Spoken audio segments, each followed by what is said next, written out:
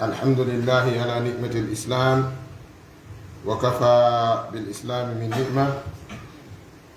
نحمد الله تبارك وتعالى حمدا يليق بجلاله ونشكره سبحانه وتعالى شكرا ينبغي لعزته ولجبروته. صلى الله وسلم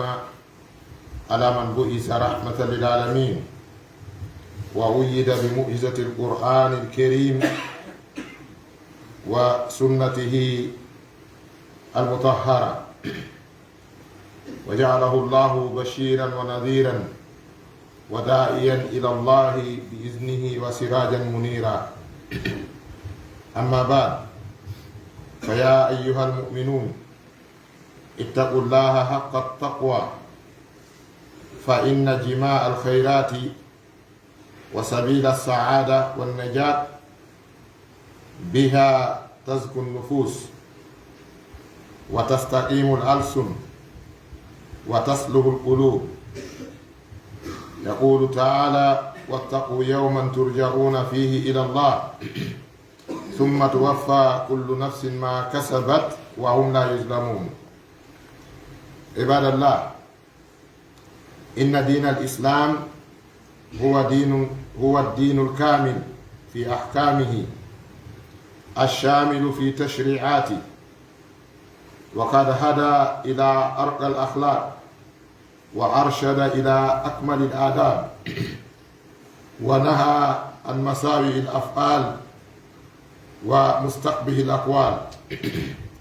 وإن مما وجه إليه الإسلام من الفضائل والآداب العناية بأدب الحديث وحسن المنطق وحفظ اللسان عن اللغو وفضول الكلام. فلقد أكرم الله تعالى بني آدم وميزهم بنعمة العقل والبيان، فحق هذه النعمة أن تشكر ولا تكفر. وإن اللسان من أعظم الجوارح أثرا وأشدها خطرا، فإن استؤمل فيما يرضي الله تعالى وفيما ينفع الخلق كان من أكبر أسباب السعادة والتوفيق لصاحبه في الدنيا والآخرة. وإن استعمل فيما يضر ويضر بالعباد ألحق بصاحبه أكبر الأوزار وأعظم الأضرار. إن يتي الله سبحانه وتعالى يتوردو هندي يتيدي إن جرنيمو كانكو الله سبحانه وتعالى جارو فدي جرنيدي ومؤيري إميدين كادو دين إسلام وني واتقول إن جلبه لولا الإسلام لكنا أحتاب جهنم. سنانو هودو إسلام هرينو كو إن هيفرابي نون كيفيرو فو كو چرمال لييتي en andi ɓeɗo heferaɓe sikke wo ala hum ashabu nar, kamɓe woni ɓe yiite ɓen. sanano islam harayno enen kadi koyen carmalle yiite, kono allahu tabaraka wa taala moƴƴori meɗen waɗugol en julɓe o arsiki en kadi ɓerɗe jaɓayɗe gumɗinal, ɓerɗe jaɓayɗe ɗoftare, ɓerɗe ɗe andanɗa hoore ma yo Allah waɗɗe kadi ɓerɗe jaɓayɗe wurtede. en yettimo kanko Allah subhanahu wa ta'ala yettore nde nde ala hattirde, sabu ko waɗi kon ala limore. so tawi nemin ɗon ko nemini kon ala ko wiyete limore, ara yo yettore nden kadi wonu nde ala hattirde. Allahu tabaraka wa ta'ala o wiyen ka alqur'anare teddunde: wa in tawuddu ni'matallahi la tuhsuha. so linti nemaji Allah ɗin e dow moɗon on wawataɗi moftude few. ɗum noon fa usma tilken ni'am ni'matul islam. ɓuri mawnude ɗin ɗon nemaji fou ko Allah okki bani adama kon ko nema islam. en torikimo kanko Allah subhanahu wa ta'ala no o yamiriri en noon yo hoddiran en noon wurugol han ƴettite ka hoore islam, sabu ko wi en ko wala tamutunna illa wa antum muslimun. ko taw maayi sina hara kon julɓe. ɗum noon ɓay koye juuɗe makko woni hoddirango ngon en ñaagike mo en torike mo yo hoddiran e maygol hara koye julɓe. yalla ɓeydu jamɓe kisiye e dow ɓurnaɗo tage ko nulira yurmede annabi meɗen muhammadin sallllahu alayhi wa sallam, kamɓe yimɓe bele bo maɓɓe e wondiɓɓe maɓɓe ɓen ɗum woni sahabaɓe maɓɓe ɓen, duhiɓe suddiɓe arnoɓe baki e maɓɓe, gomɗiniɓe wallidiri e maɓɓe ha dina kam wawi hewtude kaka hewti ɗon. yo allah waɗu joddi maɓɓe ndin wela e makko kanko allah. yo allahu tabaraka wa taala ɓeydan mawɓe meɗen jibinɓen ka islam nayi en ndiɗo nedi islam ko ɓuri mawnude e mbar jaari, ko ɓuri mawnude e yurmede, ko ɓuri mawnude e joddi. Sabu si ɓe ne'uno en nedi keferako ko ɗum wonayno ɗen, so tawi ɓe jibinno en ɓe inni en inɗe goo ko ɗum noddirteno ɗen, si ɓe ne'uno en nedi goo ko ɗum kadi wonayno ɗen. haray jarnugol ɓe e dow ko ko ɓe waɗani en tawi wurin waɗede ɗum en tawaka, ɗum no jeeya e qirritagol moƴƴere. ko ɗum yewtuden ka khutba yontere hande, wonde nde laaɗo sallllahu alayhi wa sallam ɓe maaki la yashkuru llaha man la yashkuru nnas. kala on mo weltanta ko yimɓe ɓen si ɓe waɗanimo, mo qirritata ko waɗanede on jarnata allah. si tawi en qirritaki moƴƴereji ɗi waɗana ɗen ɗin, en wawata yettude allahu tabaraka wa taala. no jeeyay ko duwa ɗen qirritanade ɓeɗo mawɓe meɗen jibingol en ngol, tawa ko en julɓe ɓe ne en kadi nedi islam, ɓe ɗowa en kadi ɓe ɗowta en ha hewten ka hewtuɗen ɗo. sabu ala e meɗen mo toɓɓanaka alquran, ala e meɗen mo jannaka ba e sigi e defte cewɗe, si accira noon hoore mum yo yaltu ɓeydita. idan ɗum no hana yettede, no hana jarnede. yo allah yoɓɓe ko moƴƴi en joddi. haray jiyaɓe allah gomɗinɓe ko yen ɓeydu kulol allah ngol. en yewtino ɗum ɗo miraran o tikraran, eɗen fillito ɗum ɗo wonde no jeeya e adab al minbar, ɗum koko rona e moƴƴuɓe aranɓe ɓen andintingol kulol allah, gilay nelaɓe ɓen, gilay annabaɓe ɓen. o yi allah tabaraka wa taala o jokkiliri nelaɓe makko ɓen, o jantiɓe ha heewi,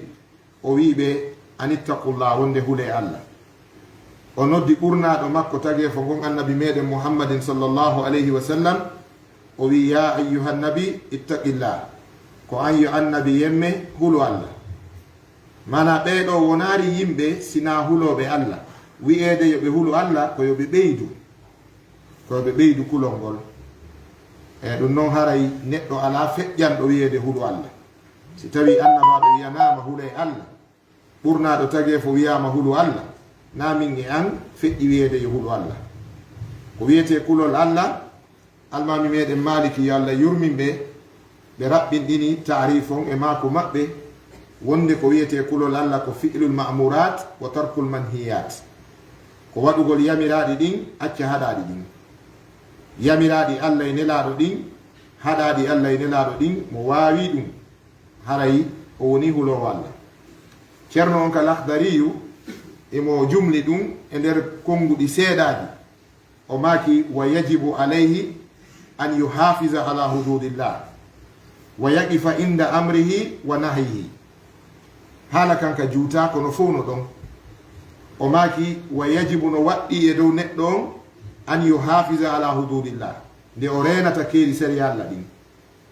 ko honno on tigi renitta keeri sari allah ɗin, ko yo daro ka allah yamiri ɗon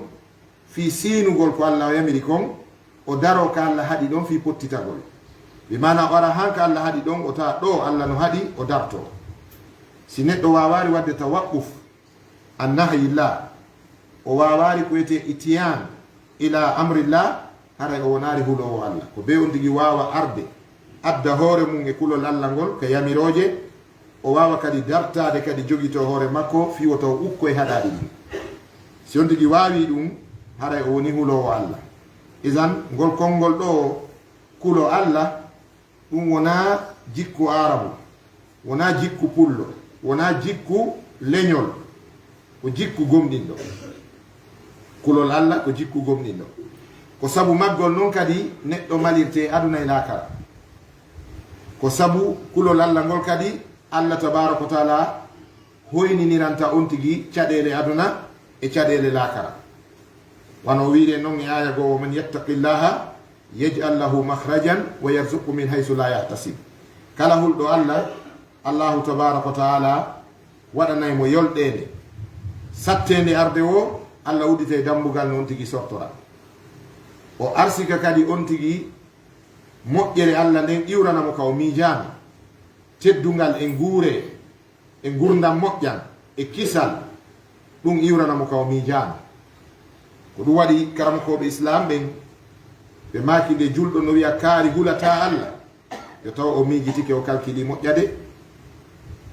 amma kaari no hula Allah ɗum ko bi mujarrad sa yirimo kuuɗe kulol Allah a nanirimo konguɗi kulol Allah no sella ka mantirama kulol Allah kaari ko hulowo Allah fulan taqi amma kaari na hulowo Allah nde golɗon no yalta e hunduko goɗɗo koyo taw hara dawabituji ɗin ɗi tummodiri ɗum en kaari hulata Allah en kaari ko kefero en ɗum ɗo no jogii dawabit indal ulama no jogii principe ji si ɗi tummodirari haray a wawata dambidude goɗɗo e muɗum ko ɗum waɗi karamokoɓe islamu mawɓe ɓen ɓe maaki ko yen accir ɗum anduɓe ɓen da il kalama anir rijali li alimin faqiyin zahidin adrin taqiyin zahidin rabbani da il kalama anir rijal fi yimɓe ɓen accu terto haala fi yimɓe ɓen da il kalama anir rijali li alimin accir ɗum anduɗo adrin jogiiɗo faamu heftuɗo andugol ko yimɓe ɓen duwa ñaawede kon taqiyin hulowo Allah kadi zahidin ruuɗiɗo rabbani on mo andanɗa hoore ma ko gando noddanowo Allah wona noddanowo hoore mum bi mana ɗaɓɓanowo islamu teddungal mo ɗaɓɓanta hoore mum teddungal si islamu teddi o teddori nahnu qawmun azzana Allahu bil islam enen koye yimɓe Allah teddiniri en islamu amma ñaawugol yimɓe ɓen e wuulugol e hoore yimɓe ɓen ko honɗum ɓe duwa ñaawede ko keferaku ko fasigaku ko angal kulol Allah ceerno o maaki accir ɗum anduɓe ɓen da il kalama anir rijali li alimin accir ɗum wowlugol e fi yimɓe ɓen e worɓe ɓen anduɓe ɓen hara ɓen anduɓe kadi adrin ko janguɓe hefti ko andi kon kadi taqiyin hara kadi ko hulo walla zahidin ruuɗiɗo rabbani on mo andanɗa hoore ma wona hay jinganowo laawol wona hay jinganowo madhab wona jinganowo teddungal mum e inde mum bal ko o jinganta ko Allah tabaraka wa taala ne'anoɓe Allah jiyaɓe Allah ɓe andintini en ɗum ɗo wonde yen hulo Allah subhanahu wa taala anden wonde moƴƴereji ɗin fof ka moɓodiri ɗon laawol janol fi daɗal ngal e manal ngal ko wonkiji ɗin laaɓirta kon e ko ɗenɗe ɗen seedirta kon e ko ɓerɗe ɗen moƴƴirta kon fof Allah tabaraka wa taala tumbi ɗum e kulol makko ngol ko si Allah hulama malal waɗa moƴƴereji ɗin moɓano yimɓe ɓen ɓerɗe ɗen ɗe moƴƴa hande kadi ɗenɗe ɗen ɗe hisa ɗe laaɓa on tuma noon waddi aya on wattaqu yawman turja'una fihi ila Allah hule Allah hulo ñalande rento ɗon e bone caɗele ñalande nde ruttete ɗon faade e muɗum ka Allah refti wonki ɓe jonnitoye ki hunnane konko ki faggitino hay goto toñetake la zulmal yawm enen ka aduna ɗo hiɗen toñidirde goɗɗo dogay ɗo hanka julɗo musidɗo makko fenoygol e hoore julɗo musidɗo makko o doga ɗo hanka julɗo musidɗo makko fi ɓiloygol julɗo musidɗo makko o mooɓa yimɓe o joɗɗina fi bonnugol inde musidɗo makko o jooɗo tumbere jemma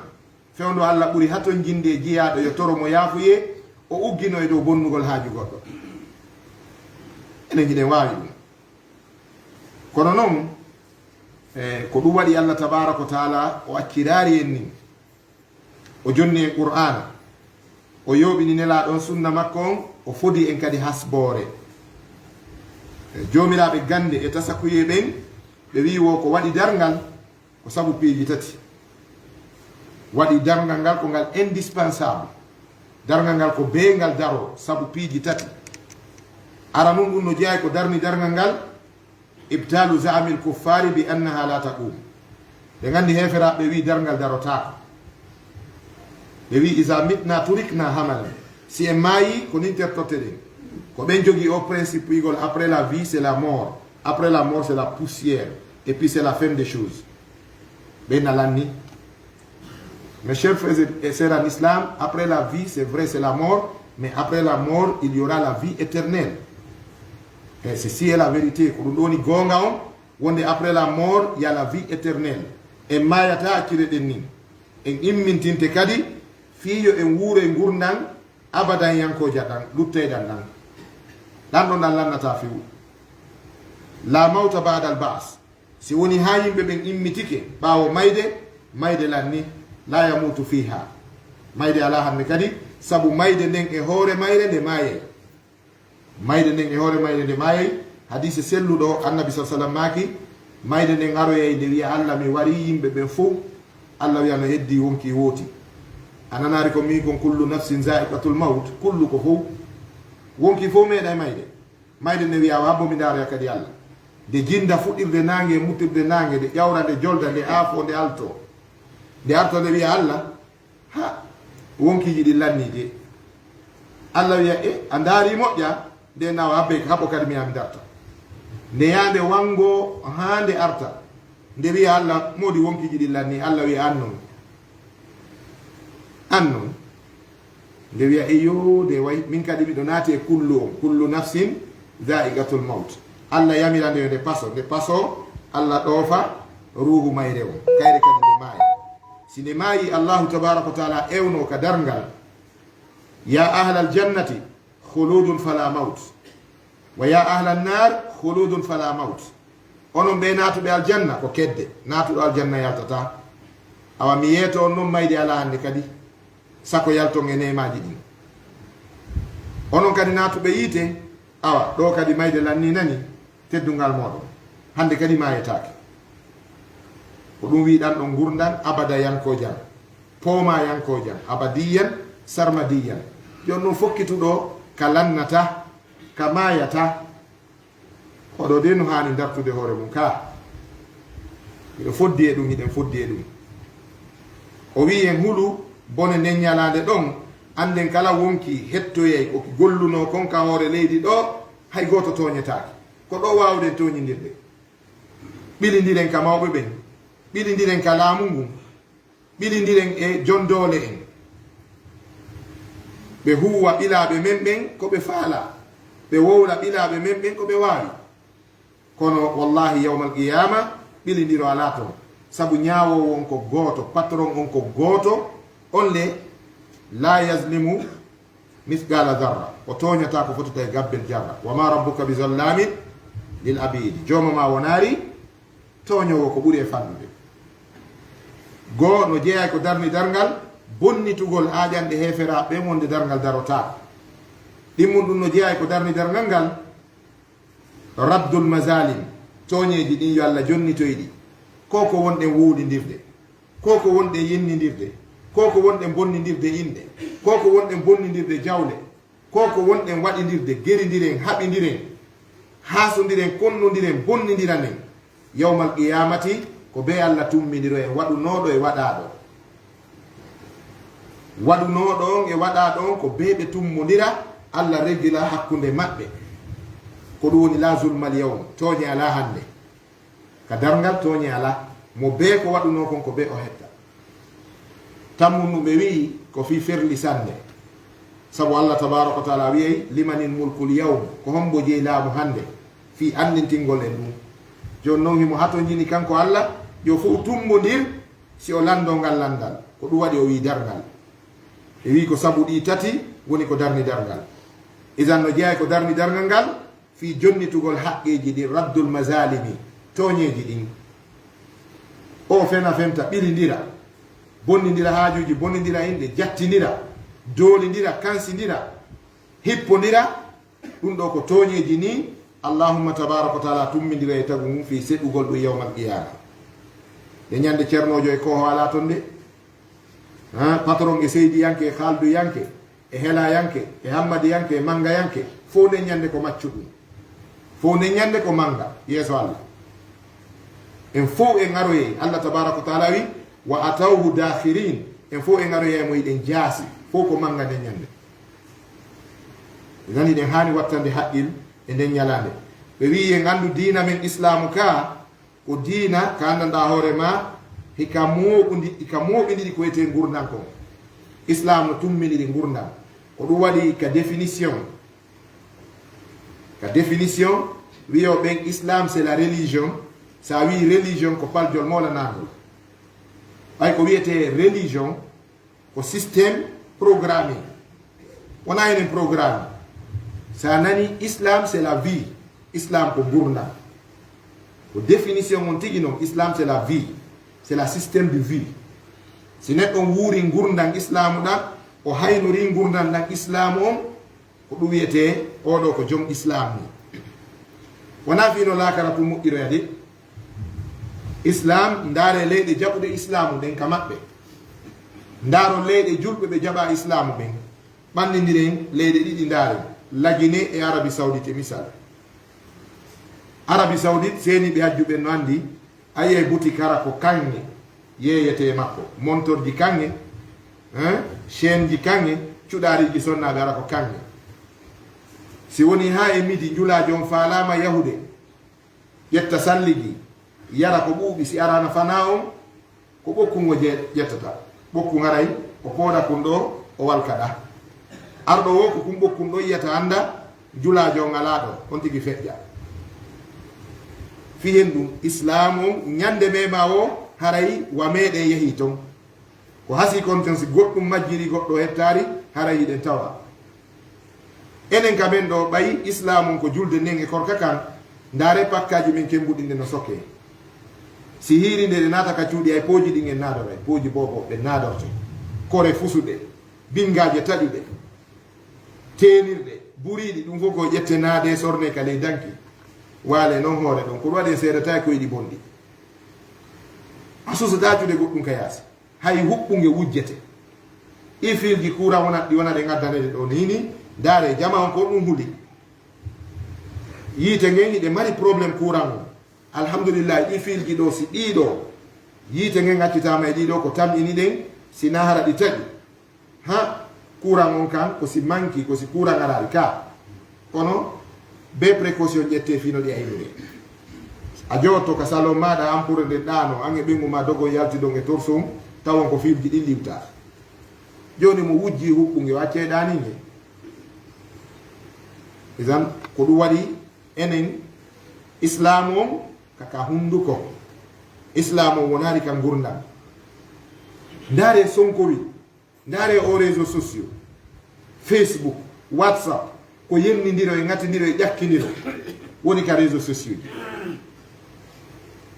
Rien de la paix fus ko wiyete ɓuttu e ko ɓannidirta ɓerɗe yiɗidira yimɓe ɓen jogidira ɓe ala ton ala ko woni nder ton kon fof ka réseau sociaux ji koko lajjidirta. Joni noon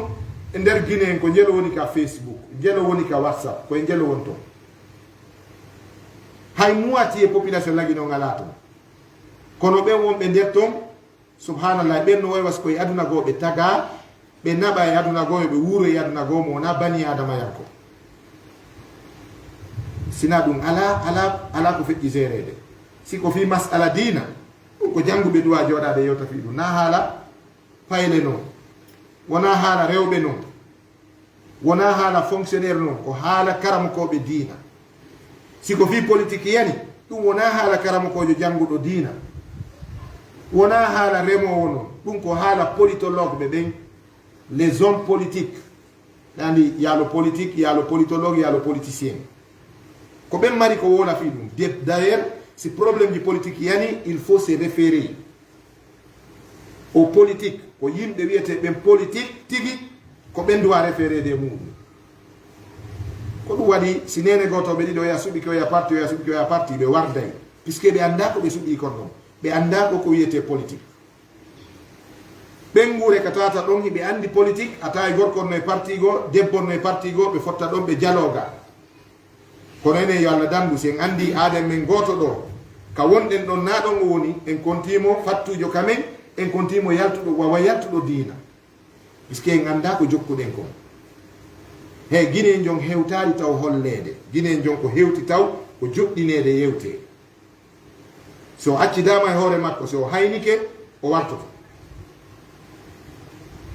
ɗenɗe ɗen no woni hande kaafaje no woni lansetiji yimɓe ɓen no barmidiridde yimɓe no barminde hoore mum yimɓe ɓen no bonnude dina mum kan yimɓe mum no bonnande hoore mum ko wolata ɓaawo goɗɗo ta so yaltiti a wolata ko on ɗum wowlima ɗum si on tummodiri a wolata ko on ɗum wowlima ɗum ko fi tuyiya soñan hoore maɗa nambaraka allahu tabaraka wa taala idan eɗen hani wattande haqqille ɗum ɓe wi dina kan noon ka fewni en faade e ko ɓuri labeede ko ɓuri towude ko ɓuri yoɗude jikku dina kan tindini en neediji dina kan haaɗi en bonugol ñaa dina kan haaɗi en ƴettugol tana e albalaw fewtina julɗo musidɗo muɗum dina kan ino jeeya e koka haaɗi en kon koka rewɗini en e dow mum kon ko wiyete hifzul lisan renugol ɗengal ngal renugol ɗengal ngal e jannguno ɗo hadis annabijo sallllahu alayhi wa sallam e khutba meɗen goo e futorore goo ɓaawo darsu andintinɗen annabi sallah sallam maaki yo julɗo suɓu ko wowlata julɗo sabu sa wowli julɗo ko hasi kon ko wowluɗamo kon Allah jarri bortoma ɗum haala bonka e hoore goɗɗo a mayata Allah jarribaki ma ɓen ko bandi on ko bandi Allah holla yadu noon ko a bandi faami haɓen ko naafiqiɓe ɓen ko fasiqiɓe Allah liilete ko hollaɗo noon ko a naafiqi ko a fasiki wallahi konnguɗi bonɗi yalteji ɗin e hunduko julɗo o dambaɗi e julɗo musidɗo makko o mayata Allah jarriboraki mo konko wiɗo ndaare nene Aisha radiallahu taala anha ka hadisul ifki ɓaawo sahaba ɓe jaɓodiɗi haala kan naafiqi ɓen convainqui jama o wonde nene Aisha e Safwan bon Mu'attal Sulami ɓe yani e bone o balɓe haldan bonki ko ɗum luttintinnoɓe ɓaawo Allahu tabaraka wa taala wi'uno hanno ɓay on nani ɗum wi on haza buhtanun azim hanno wi on ɗum ko fenani ni haysi ko goonga wowla e hoore julɗo ko boni islam ko wi ko ya wi ko fenani ha laaɓane ko ya fennu ha ñande laaɓanma han Allahu tabaraka wa taala wi la ta'udu bi mislihi abadan woton fillitowa ɗum ha ñande nanugol haala e hoore julɗo hay sikkitagol no gasa ɗum ko goonga goy no gasa ɗum ko fenande goy ɗum tun tawno haalno wona fi noon jiccigol ko bone ko ya jogito ko fenande ha ñande laaɓanma ko goonga ɗum kadi si laaɓanima ko goonga wona an hasbatamo ko ya insinanomo toranuɗamo yaafuye an tastahfiru lahum Allah wi insinaneɓe ɗum ko bomɓe ɓen Allah wi insinaneɓe toranoɗon ɓe Allah yaafuye himo wawi yaltude on bone mo waɗi ɗum few o tuuba o laɓɓina hakkunde makko e Allah moƴƴa few o maayoya ko malaɗo an wonɗo yiwde hoorema ɗon ko an jogui saabi aljanna on wuura ha takko mayde nden halkoɗa maya e bone fottoyon ko Allah tabaraka wa taala ko ɗum waɗi o wigol min komi julɗo min komi sunnayankejo janggata sunna bayana kañum ko waaju kala karamakojo wowlowo ko welata ɗum ƴetta loowa ka téléphone ji an hiɗa wawi janngude bayana goɗɗo no wawi wadde bayanaji 10 nogay tawa o faljaari o ala faljol ko ɗum diininorte Allahu tabaraka wa taala ko yamiri en diininor ko gandal si a jangata walli sonkugol fi diina si a jangi a anday a sendindiray wiyaka heɓay gandal ha heɓa doctorat kono noon a heɓay ko rentora hadis annabijo sa sallam ɓe maaki goɗɗo no golla ɗo ko moƴƴi o golla ko moƴƴi ha heddo hakkunde makko e aljanna on cuɓal lajal ngal atto o golla ko mettata Allah o maaya ko tikkanaɗo ka Allah o naatoya yite goɗɗo no golla kadi ɗo ko boni hara ko boni tun o wuuri e muɗum ha heddo makko hakkunde makko e yite ngen cuɓal kodduri yon atto o golla ko welata Allah ko moƴƴi ka Allah yarlomo o maaya o mane ɗum koye juuɗe men woni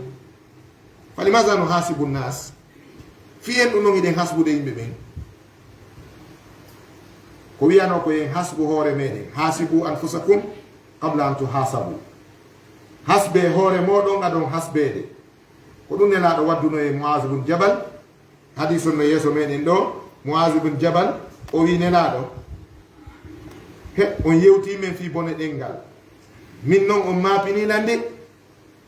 ene nelaɗo afanu hasabu ala ma naqul fii ko wowleten kon hiɗen hasbore ɗum kadi ñaawoyte nelaɗo makane mo sakalatka ummuka ya Muaz hal yakubbu nnasu fi nnari illa hasaidu alsinatihim sakalatka ummuka no waywa wigol haɗa nenema haysi nenema heɓanoma yo Muaz arabu no woɗira noon haɗa na hoyre enen sen woɗirani noon goɗɗo ko hoyre faami siwano baba goɗɗo woni okkowo ka arabe ɓen so jibini ɓiɗɗo anana arabuɓe no manta ɓiɗɗo ɓe namo ɓiɗɗo hendu o ɓiɗɗo ko ɓiɗɗo hendu bimana ben makko no okkirawa hendu kamɓe ɓe jogii o fannu balaga himo ɓe tagida e ɗum ka ɗenɗe maɓɓe nenaɗo salama kani mo sakalatka ya Muaz sakalatka ummuka nene ma hibbima teddirima tampirima ha hayki ene yiɗa sikkude yimɓe ɓen rukiroyeɓe geece maɓɓe ɗen ñande dargal sina bone ɗenɗe maɓɓe ɗen ko ɓe wolata e hoore yimɓe ɓen kon ɗum adda yoɓe hippiroye geece ɗen ñande dargal ɓe daasire geece ɗen ɓena ɓe yiite yo Allah dandu en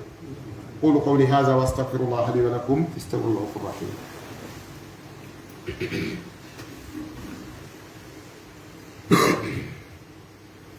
bismillahi rahmani rahim alhamdulillahi rabbil alamin wassalatu wassalamu ala afdali khalqillah nabiyyina muhammadin sallallahu alayhi wa ala alihi wa ashabihi ajma'in ibadallah idha alima almar'u annahu muraqab wa muhasab wa tusajjalu alayhi kulla saghiratin wa kabira yantiqu biha lisanuhu adraka mada khuturat alkalimata allati yantiqu biha وتأمل فيها طويلا قبل النطق بها فإن كانت خيرا أرسلها وإلا أمسكها قال عبد الله بن سليم كم من شخص تكلم بكلمة أوبقت دنياه وآخرته وهو لا يشعر فقد ينطق العبد بكلمة دون تفكير ولا إمعان نظر فتكون تلك الكلمة عليه خسارة في الدنيا والآخرة جيا بالله إن يتي الله سبحانه وتعالى يتوري دو هندي إن جرنيمو جاروري دي أفودي يو الله تبارك وتعالى بيد جمع كسي دو برنا دو تغيفو نولي لا يرمي دي النبي ميدي محمد صلى الله عليه وسلم ɓe wi ka wallitagol en windanayi ɓe en hutubaji ɗin wonɓe ɓen ka lajina ka agence fi hutubaji ɗin ka ligue islamique heɓe wallitade e moƴƴa ko ɓe addanta en kon fof haray no yaadi e zamanu on yaadi e sayi on yaadi e alhaali mo wonɗen on e muɗum yo Allah yoɓɓe ko moƴƴi ko duumina ɓe dow nafugol en o gandi si goɗɗo woni yeeso ma woni hoorejo ma ko ɗum waɗi ka manhaju salaf ahlu sunnati wal jamaa ko ɓe jogiti kon si neɗɗo no hoore ma ko attorantoɗamo ko duwanagol mo toranomo Allah peewal e nafa ma yo wonu e juuɗe makko wota lorra ma wonu e juuɗe makko joganoɗamo sam'an wa ta'atan ma lam ya'mur bi ma'siyatillah joganoɗamo mi nani mi jaɓi nanugol e ɗoftagol fanni o yamirarima yeddugol Allah so tawi noon o yamirima yeddugol Allah ɗon haray ko ya laaɓanmo reedu andinamo wonde kanko tigi o faljiyo wattan haqqi eɗen jangi hadis on la ta'ata li makhluqin fi ma'siyatil khaliqi ka ɗoftagol goɗɗo ala e nder yeddugol Allah mana taguɗo on yeddetake tagaɗo ɗoftetake tawa ɗoftare nden no yeddinma Allah haray yo Allah yoɓɓe ko moƴƴi e joddi ɓe wi ida so tawi neɗɗo andi wonde ko renaɗo heɗitoɗe nde yewtere moƴƴa nde juuta e seeɗa si neɗɗanke julɗo andi wonde ko renaɗo ko aynaɗo ko hasbeteɗo ko wonaɗo enregistranede ko woni wowlude kon e ko woni huwude kon sewi sembino mandinede no enregistrede joni misal si tawi chef secteur o jonniɗo sallijo go ɗo caméra wi oɗa si gaynama juulede ɗo yandi jokkanimmo hanka boutique makko hanka golle makko filmanalam mo kanko kadi neɗɗon kadi o yeytama wonde ara heyi min chef secteur o mini kaarijo yo filme ha yewte akama sabu chef de quartier o wiya mi watta haqqille ma préfet o wiya mi watta haqqille ma tan ini ɗen hay goɗɗum yaniɗi ɗon on tigi o ugginoto hoccugol o wiye wonɗo filmude on hoccanin ɗum ɗo ma hey aran ɗo hoccude mese ɗum no yanillan ɗo ka o renoto wota caméra laamu ngun filmu mo e ella ka siko wownoɗo rewde e taabu jiiɗiraɓe yimɓe ñalla ɗon honkodira ɗon taw ñamora banana kado wiya mi hewti e 22 heures ɓe ñande o rewata ɗon par ce que mo andi caméra o no jokkimo siko darontonoɗo fena e hoore goɗɗo ñowa goɗɗo bonna inde goɗɗo o watta ɗum ɓay o andi lanɗon jonni goɗɗo caméra yo filmu mo awa hakkude men e Allah ko non boy wayi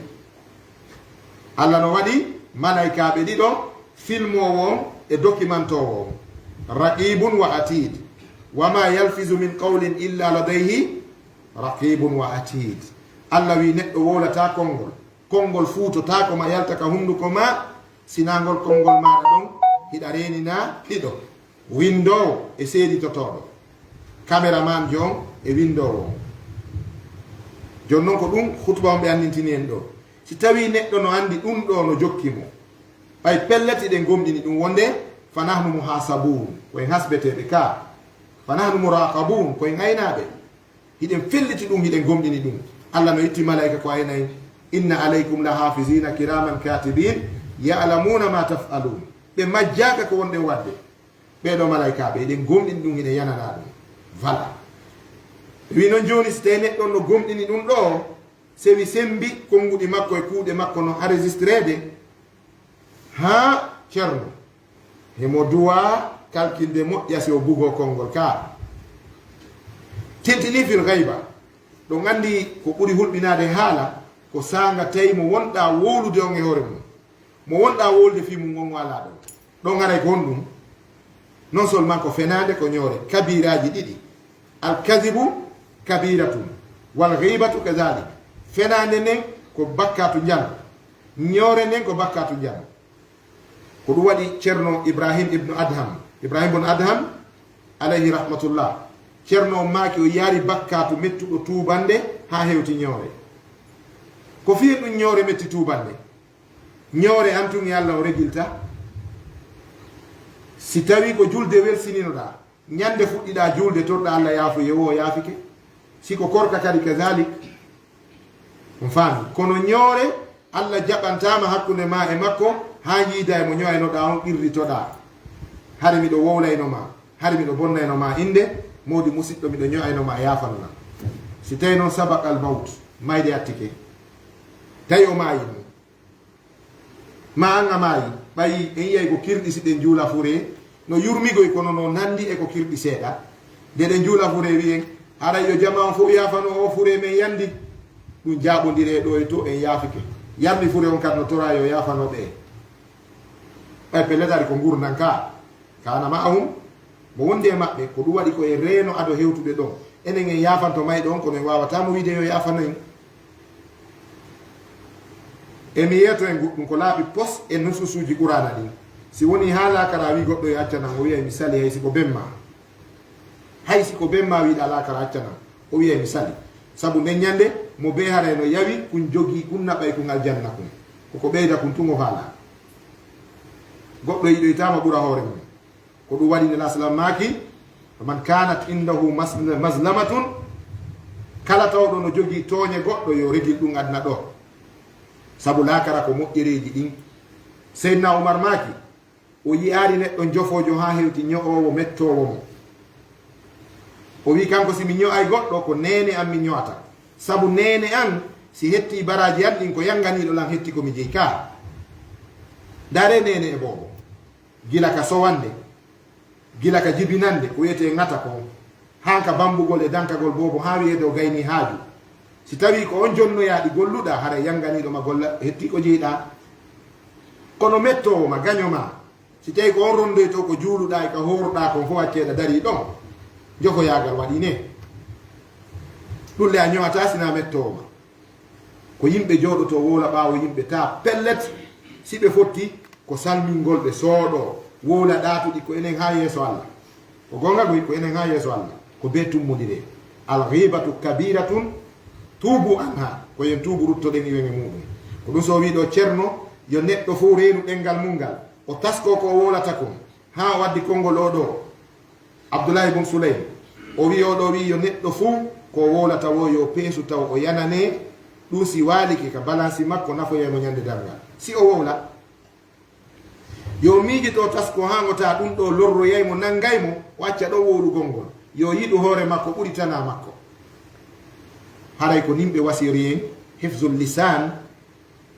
ɗum komin awamiri din renugol ɗengal ngal no jeeya e yamiroje diina so on tigi waɗari ɗum o yeeboto o yeeba dewe makko ɗen o yeeba diina makko kam wowlidiren ko moƴƴi a wowla e goɗɗo ko moƴƴi tun Allah nula goɗɗo kadi yo wowle ko moƴƴi a wowla e goɗɗo ko boni tun Allah tabaraka wa taala muyane konko boni ɗon ɗum ko ye reeno kama tudin tudan no ñawdirɗa wo ko noon ƴantirta wa an laysa lil insani illa ma saa neɗɗanke yettata sina ko golli kon yo Allah tabaraka wa taala mannu en si ƴettitaen en torki Allah subhanahu wa taala musidɓe meɗen aanuɓe e musidɓe meɗen fewtuɓe ino toro Allah yolɗe nde lewede yo Allah newinanɓe yo Allah yolɗinanɓe jama meɗen ko woni kon ka yaasi yo Allah reenuɓe yo Allah reenu jama men wonɗo ka yaasi on yo Allahu tabaraka wa taala ɓeyduɓe firtande arsike yo Allahu tabaraka wa taala ɓeydu hijaɓe dow maɓɓe enen kadi wonɓe gaaɓe yo Allahu tabaraka wa taala ɓuttinan en o goygay e ngil sonkuɓel e ndi leydi men ɗo Allah no jogui solution yo yolɗinan en sukaɓe meɗen ɓe yo Allah reenuɓe yo Allah danduɓe ɗe kure fatiɓe e muɗum yo Allah yaafo ɗum yo Allah yurmin ɗum waɗa ɗum yimɓe aljanna wonɓe wadde ɗum ɓen kadi en torki Allah yo Allah bugo kulol makko kanko Allah e ɗerɗe maɓɓe ɓe hula Allah e yeɓugol wonki e daroyogol yawmal qiyama no warno goɗɗo torki Allah yo Allah waɗuɓe huloɓe Allah akkintinaɓe ɗum yo Allah ɓuttinan e leydi men ndi transition o yo Allah feƴƴinan en mo e jaam o feƴƴa e jaam hara en luttare e makko e barmare e makko e lorrake e makko yo Allahu tabaraka wa taala yawtinmo e jaam kala ko woni moƴƴere transition fi ɓiɓɓe lagine yo Allah waɗan en ɗum kala ko woni bone mum yo Allah dandu en torki Allah yo Allah yanñan en feere ko imam Bachir hollata kon ɗo ka duwaji makko yo Allah newnan en no waɗire nde juulirde koore yo Allah newnan en yo Allah jaabin on duwa sabu e yi nokkure nden faaɗiri en si ndiyan ɗan no ƴawi ara imam on no maapi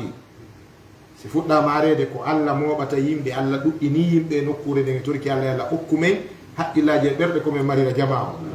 yo Allah hokkumen fondoji marayɗi jama o yo Allah hokku en haqqillaji e faamuji e moyenji ko wawe maridirde yo Allah dandu en lancade ma seede ma ɓerɗe men ayra lurre meɗen ɗen fof ka diina yo Allah asike en jonnitugol ɗe qur'ana e sunna o danda en konnago e haasida ko hakkudeji meɗen wa sallillahumma ala nabina muhammadin wa ala alihi wa sahbihi ajmain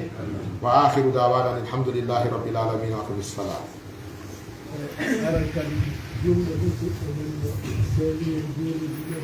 نعم